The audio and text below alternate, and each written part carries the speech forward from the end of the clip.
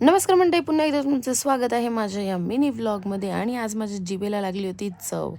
तर जिभेला चव लागली तर काय बनवायचं, किचनमध्ये गेल्यावरती मला ही ब्रेड दिसले आणि ब्रेड दिसल्यावरती माझ्या लक्षात आलं की आपण मिनी पिझ्झा बनवूया. आणि ही रेसिपी मी रात्रीचे 1:30 वाजता बनवत होती. ओके.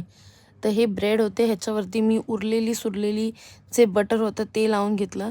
आणि हा ऑगस्टचा महिना होता, मजबूत गरम होत होतं. आता तर थंडी आहे म्हणा, तुम्ही पण बनवू शकता थंडीत. आणि नंतर त्याच्यावरती घरात बनवलेलं मस्त असं शेजवान चटणी होती, ती लावून घेतली.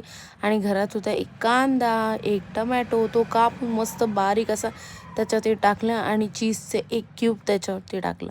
आणि त्याच्यानंतर हे मस्तपैकी तव्यावर गरम केलं आणि चीज मस्त मेल्ट झालं. आणि त्याच्यासोबतच मी फ्रेंच फ्राईज पण फ्राय करून घेतले होते. आणि अशा प्रकारे हे ऑसम असं मी मिनी पिझ्झा बनवला.